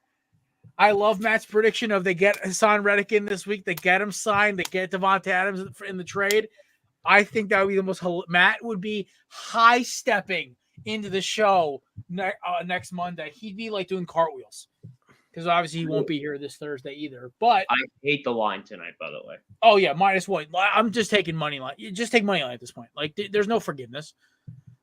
So I am taking the under though, 41.5. I feel like this game is going to get nasty. It's going to get ugly. It just rained a little bit up here. Is it raining? It was drizzling when I went downstairs to record, which means it was raining in the Meadowlands like 20 minutes before. All right. Well, that might affect the passing game, but let's you know what? We're gonna we let it ride. Shakir. I think the biggest thing is today, take the over on Josh Allen interceptions. It's not gonna rain, but it's gonna be windy. Josh Allen interceptions. Take the over. I love my guy Lazard. And I was going to go with Lazard. That was my original pick because I've been sticking high on him for some reason. I know Rodgers loves him. Mm-hmm. But, he's plus 2,000 now, Shakir. And they just declared him active. Oh, my God. I'm going on Fanatics right now and locking this in myself. Dude, the crazy thing about this is, like, there's guys who I never try to go for a top-tier guy unless it's a running back. Like if it's a receiver, I stay away from the primary guy because a lot of times he's playing a shutdown corner. Depends on who it is. So I definitely going to go with Shakir, but I know he's going to be running around with Sauce Gardner the whole night. But we'll see about that. I don't know. Tonight I parlayed a little Bills Yankee money line. Little New York. Forget about it. Going for the Bing Bong. I don't know if Buffalo really counts as New York. They're more New York than the Jets and Giants are that actually play in the state. They technically are in New York, I think, compared to the Jets and Giants. I kind of like a Josh Allen first touchdown, honestly. I could see him running him in for on the first drive. But I can see that too. That's what I think I'm going to go for first. I don't want to go against you, Chris, but I think my pick is going to be the Josh Allen running in for first touchdown. I support anybody. I support all picks. So plus 600. I just think the Jets are a mess. I'm going to go Bills. I'm not going to overthink this. I'm just going to go Bills. I think the Bills are the better team. Yankees money line. That's Yankees money line, Bills money line. I'm going to ride that. Nice. I had an odd boost courtesy of our friends over at Fanatics and slapped on extra to make it 20-80 for Khalil Shakir first touchdown. Nice. Put a nice 4 spot on it. Would mean nice $90. That's spending money. Oh yeah, dude. All right. Yeah, I got the Jets tonight. I think that the vast array of weapons and Rodgers having complete control, basically, this guy, whoever's calling the plays, is just gonna say, "Okay, Aaron, call what you want," and that's all it is. And I think if he's on perks, I'm taking Rodgers. Kirk Rodgers is that dude. Unreal, but yeah, no, give me the Jets tonight. I took the money line with a boost because D-Gen's got to keep D-Genning. Dude, the Bills, I swear, when they don't have James Cook, I believe that's when they struggle offensively. When they can't run the ball with James Cook, they struggle offensively. Last time I checked. Yeah. But yeah, so give me the Jets to upset the Bills tonight. They're going to play clock control. The windiness is going to be a pain in the butt. At least 2 interceptions for Josh Allen tonight. That's the other one I was taking money on. Nate, how you feeling about this game tonight, brother? Yeah, man. Sucks that James Cook is out, but hey, someone has to win. What's it called for the in MetLife? So why not the Jets? So I know Josh Allen's been great. He's playing like an MVP. But I do think this is the game the Jets finally turn it around, and finally a team wins at MetLife Stadium. So give me the Jets. There you go. Yeah. All right, Dom. I know you took the Bills. Chrissy, did you actually take your pick yet? I did not. I'm flying high with the boys. I'm going to take the Jets. They were very disappointing in London last week. I do think they get a bounce back tonight. It seems like they have the Bills' number sometimes when they're playing in MetLife. So yeah. I'm going to fly with that. They did win last year with Zach Wilson in MetLife when Rodgers went down. Hoping Rodgers doesn't go down again. Fingers crossed. Because obviously I want Maddie to be happy at the game and not disappointed. So I'm taking the Jets. And yep. D-Gens, let's ride, Chrissy. Let's go, baby. Let's go. All right. We, as promised, Dom texted me about how he was doing his homework for this segment and made me so proud and so happy he was coming on the show today and making his debut today. We have to talk about the six-pack. That's agents for you. Yeah, it's okay. Well, I don't know. Both of y'all shit the bed betting this week, apparently. So we're talking six-pack. So for the final tallies, for those who saw the graphic, there was one clarification. Matt did take the Commanders as his upset over the Ravens, not the Ravens as the upset. There was somebody texted me about that. It's all good though. Fixed it, took care of it. But Ashton Genty got me my gimme. So let's go. Yeah. Me and Christy shot, I believe, 6 out of 8. 6 out of 8, not bad. Yeah, we only had the Seahawks losing, chickens, and then we had what was the other one? We had hold on, let me look back. USC. And Nate, you went 3 and Nate went 3 and 5 this week. Yeah. And Matt went 4 and 4. Oh. So updated standings will be up tomorrow. So if we'll let you guys know who's actually in first place. Dom, obviously you're mathematically eliminated because you joined 7 weeks in, but at least you can pick with us. And you can be on my team. I know Chris killed it. I think I want to be in Chris's team. I had the same picks as he did. Let's rock. Let's rock. Yeah, let's rock. We got the John Cena connection, bro. We got to talk about the college games because college games did happen. By the way, Nate, I'm sorry. I did say your Cal Bears covering was my lock of the week. And I told you. Oh, they did cover. They did cover. Oh, I'm still congratulations. I was like, I feel like such a jerk. They lost, but I'm like, they still covered though. Congrats, dude. All right. Hell yeah. Right. Okay, so we got to talk about we'll glaze over Red River real quick because that game was not fun for about 20 minutes, and then Texas opened the floodgates. There's nothing else to talk about it. Quinn Ewers looked great. And Oklahoma, like the freshman quarterback, the injured receivers, you could tell it was all there. That line was spot on, by the way. I don't know what we were talking about last Thursday. Well, we had 2 Sooner guys on the damn show. They were gassing it up like it was. See ya, hon. Welcome. between Josh and DJ, they were like gassing the Sooners up, and I'm like, guys, am I the only one who thinks they're both like out of their minds? When Josh said they're starting a freshman quarterback who's gonna run, I'm like, oh boy, here we go. Welcome. Yeah, Okay. that was a game I was just hammered Texas. I hammered Texas freshman quarterback. I thought the only thing that was keeping me from taking the spread was the fact it's a rivalry game, because I've watched like a really bad Miami team cover against Florida State, who was like a top 5 team, and I'm like, the same thing with like North Carolina State versus Clemson, but Big 12 does it differently. Moving on, USC versus Penn State. We are lost. Annoying as hell. Penn State. Good pick, Nate. That was a good pick. I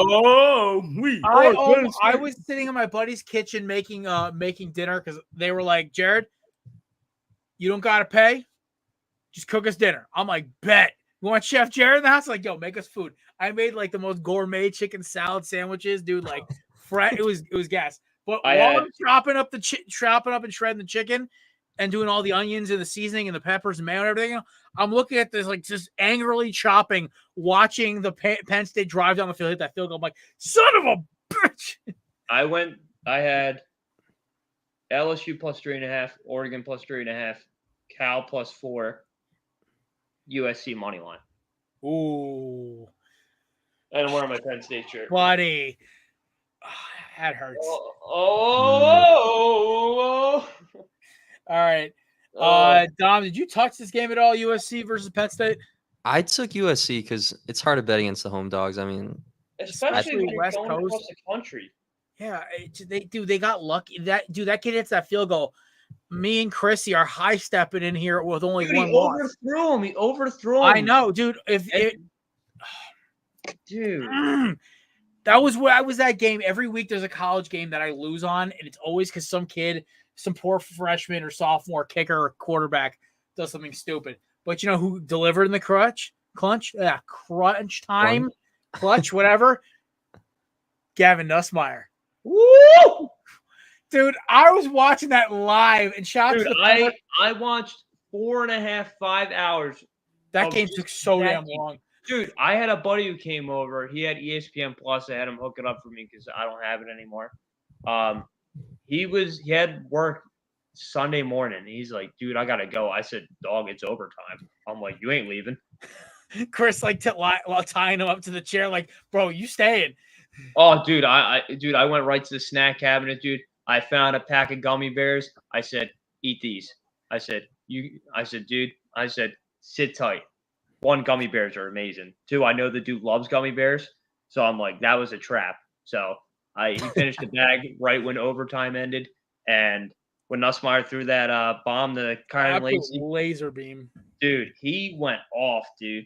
I just don't understand Brian Kelly's offense because it's let's throw the ball 30 yards, 2-yard run.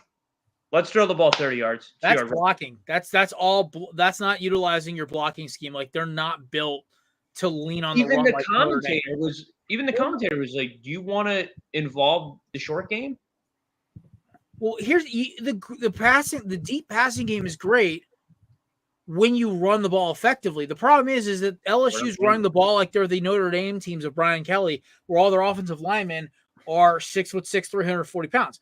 These guys aren't built like that. They're more of an Oregon style. Like, they're SEC linemen, but they're not elite run blockers, and it shows when they get 2 yards of carry, and 1.5 yards of that is the running back fighting for his life.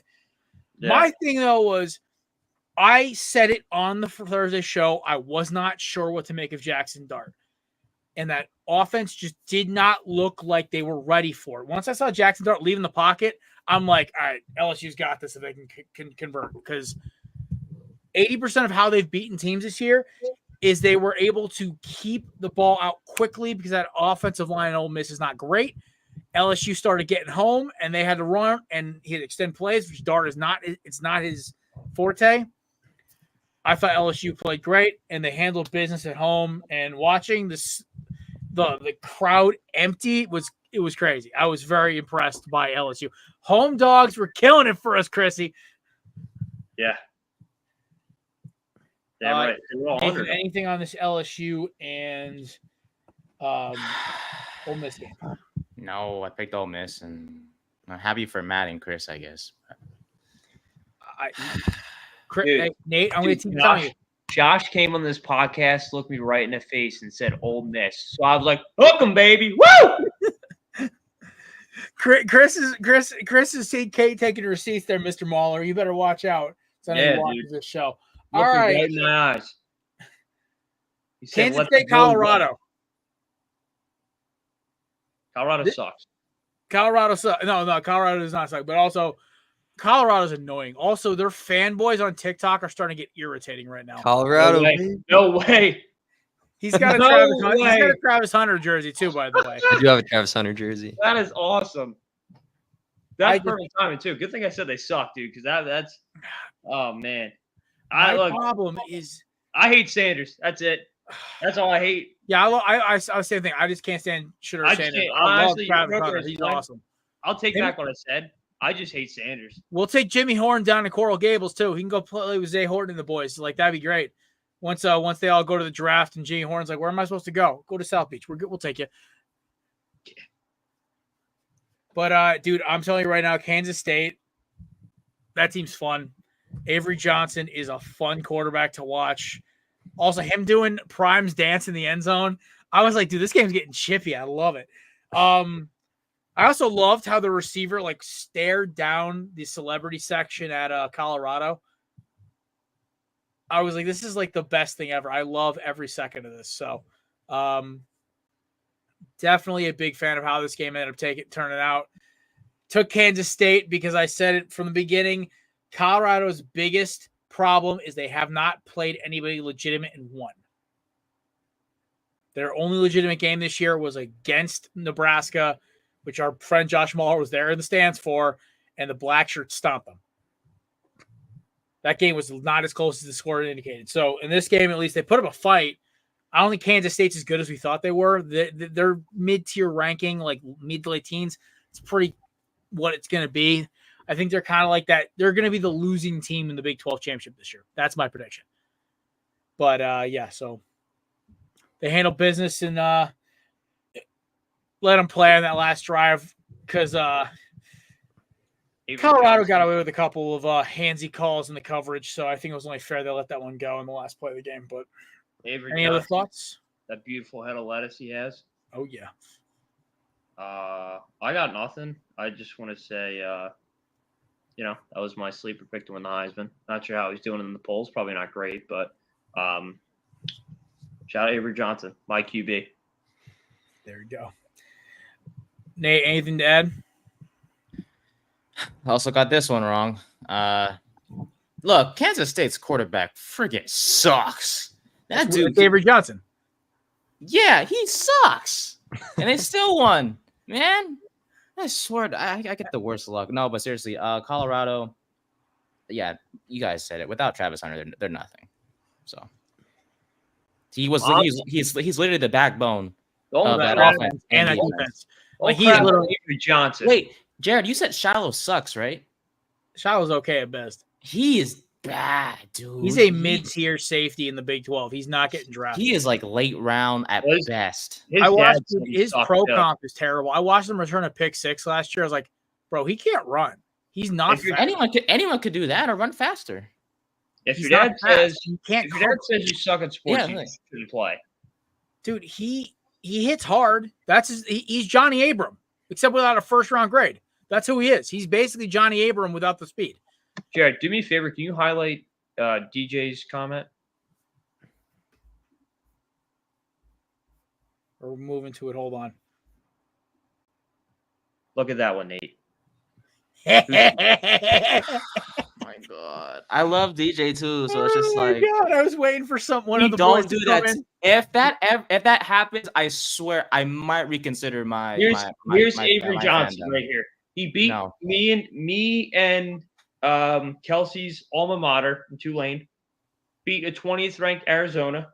Got his butt kicked by BYU. Destroyed Oklahoma State, and then just beat Colorado. Handsome quarterback. There you go. Handsome, but sucks. He's pulling out receipts, brother. All right, Dom, anything on this Colorado K-State game? I got really nothing. I like Colorado for the theatrics. I'm not a Colorado fan. I love Travis Hunter. I just love the theatrics. I love wrestling. It's like I like the showmanship of Colorado. It's so much fun to watch them and see Dion and Travis and Shiloh You like the and pageantry. yeah, I love it. I don't care if they win the game. It's fun to watch them. It's fun to see their Oh, I press love it. conferences. It's like a Greek tragedy. It's hilarious. Yeah, like I said, dude, I just can't stand the Sanders family, dude. They're like the new Kardashians for me. They are the Kardashians of football, basically. Yeah, it's getting crazy now because I was a big Prime guy. Now I'm not a big Prime guy. Moved on to Monster Energy. Bad joke there. Jesus, That's just me. All right, moving on. This is the best game of the year. This game delivered on every level. Oregon, Ohio State. And the most annoying fan base in the world went home miserable. And that made me happy. I despise Ohio State. Everyone knows that. Just got humbled. I don't know anybody. No, not that. I know a lot of Buckeye fans, and I don't know any Buckeye freaking fans, annoying. and I love it. Dude, I was over in Canton. It's Buckeye red everywhere. I was like, I am a holy man and I am a pilgrim in an unholy land walking around. I was like, gee, it's a cult around there, man. You're like William Penn, dude. Dude, me, Kelsey, and DJ were in like a Dick's Sporting Goods in Canton, Ohio, looking for athletic sleeves for the boys because they're all old and banged up. I'm all spry and overweight. Like, let's fucking play some ball, man. So Kelsey, DJ looking for like braces and sleeves for their knees and ankles, and I'm walking around like I'm seeing all the Buckeye stuff. I'm like, this is scary. My Hurricanes hat's kind of lighting on fire a little bit. I feel like I'm in the wrong spot. But Dylan Gabriel played tough. I take back what I said. He played tough. He played like a leader. Great use of his legs. Was accurate with the football. Oregon just kept hanging around. Their defense to me was the masterpiece of the game. They were sensational. Flying to the ball, making tackles, great coverage. They exposed Will Howard for being an average quarterback. You want to talk about average quarterback play? Nate, he's average. He's some of the best weapons in the country. This $1 million roster they talk about, or 12, whatever the hell the number is. Igbuka, Tate, Smith, Henderson, Judkins. Yeah, like they have one of the most loaded rosters in the country. And Will Howard's sitting there like he's Tim Tebow with more arm strength, less speed. And I'm like, how is this guy why like this? It kind of makes me happy they took him because they were going after Cam Ward as well, and they took Will Howard because they didn't feel like waiting for Cam Ward, which let Cam Ward kind of fall to us, which made me happy. Will Howard had a pretty good game. I'm not saying he was bad, but he doesn't make the right. It's the little things. Yeah, that's the big thing with the quarterback is the little things because my biggest thing with any quarterback is he pulled the Dak Prescott. He literally pulled the Dak Prescott. He ran the clock out. Yeah. And then the other thing was like making the wrong reads, missing open guys who could have scored. This is like it's this whole thing, and it's kind of opened my eyes this year because as a Miami fan, I haven't had a good quarterback since I was in college. That would be Brad Kye in 2016. Okay. De'Aaron King was a running back with an arm. That's what he was. Cameron Ward might be the best Miami quarterback the program's had since Ken Dorsey. Heisman runner-up Ken Dorsey. So I'm starting to notice when I watch like him, I watch Quinn Ewers. I'm gonna kill myself for saying this. Shedeur Sanders, where these guys, even Nussmeier, when the game is on the line, they make the right play and the right call. Does it always get completed, or does the guy not drop it or tipped up in the air? Who knows? But when the game was on the line, Will Howard made the wrong read, and when they were well within field goal range, he gets sacked. He runs ahead for the first down, but doesn't realize. And by the way, I'm not sure if this is the way at Autzen Stadium, but usually most teams you go to, there's a play clock under both goalposts. Shouldn't be hard to know, hey, listen, I only have a couple seconds. Get down once you're in field goal range. He ran the clock out. So it's unfortunate. It sucks for him, but the better quarterback and the better team ended up winning at home. So Oregon well earned on the number 2 slots. You boys got anything else on that? kind of dominating the chat today. I apologize for that in advance. I feel I feel attacked. Don't apologize. You good? Yeah, I apologize. Soft ass snowflakes. Damn. That's our leader. So Yeah, hear that, Matt? Miss you more than everybody. No. Ghost just yelled at me for calling you guys snowflakes. That's a great cat. Well-behaved guy there. we got yellow people in here now too. So Hey, you stay away from my cat, or else gonna get physical.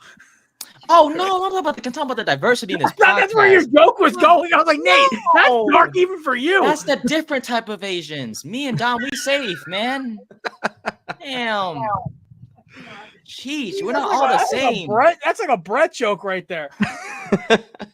Oh my god. Nate rocks. Hey, oh man. my god. Love you too, man. My favorite dynamic on this show is when Brent comes on. Him and Nate's dynamic is my favorite on this planet. It's better than Kelsey and Chris's. Yeah, dude, they're the new Kelsey and Chris. All right. Yep, there he is. Hey. Makes his every show appearance. There he is. Is he 2-0 on picks that he's made so far on this podcast? He's 2-0, right? 4-0. Wow. 4-0. Damn, I gotta All right. Well, boys and girls, this has been the Korner Booth podcast, the longest one we've done in a while. We had a lot to talk about today.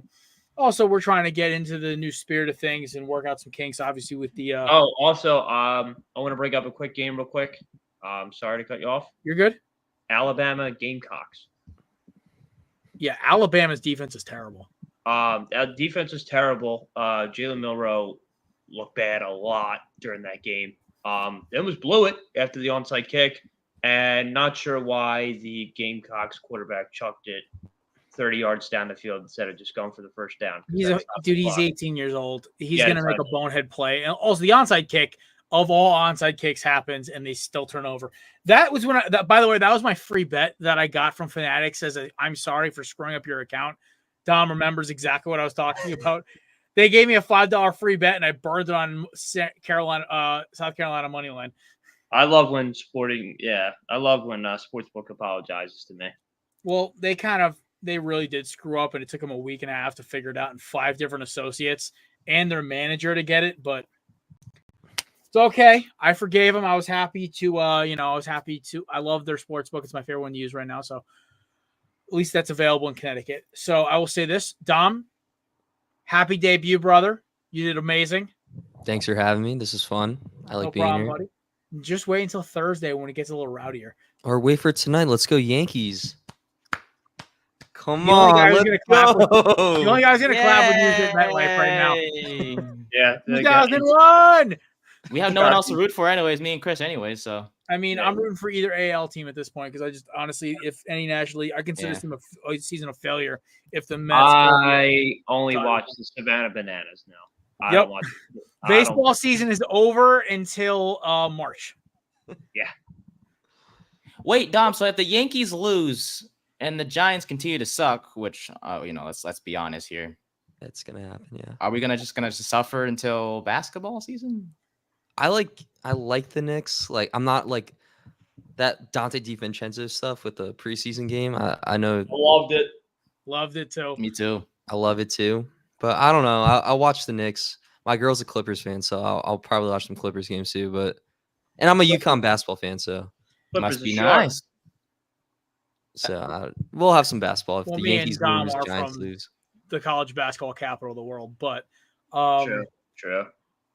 Even though I despise UConn, because it got forced on me so much when I was a kid. I loved UConn football. UConn football is fun. The only time I'll ever root for UConn is if they're playing 3 teams: Duke, Florida State, and Clemson. The only 3 teams I'll root for them for. That's it. So congratulations, UConn, for the UConn Duke national title. Besides a meteorite hitting the earth, I'll root for New UConn. It's mostly because I can't bet on them in the state of Connecticut. That's basically my biggest bone to pick with them. But hey, we got ranked 3. They came out today, the AP polls. What are my Tar Heels coming at? I don't know. I know Kansas is 1, Bama's 2. Nice. Well, we'll find out. But Dom, it's been an awesome time having you on the show. Thursday's going to be a good time as well. Matt will be back next Monday, folks. 6-pack rankings released tomorrow. Episode should be up by about 9 p.m. tonight. And we will see you guys Thursday for a live Korner Booth pregame. Adios. Go Yankees. Love you guys. I almost hit the wrong red button again.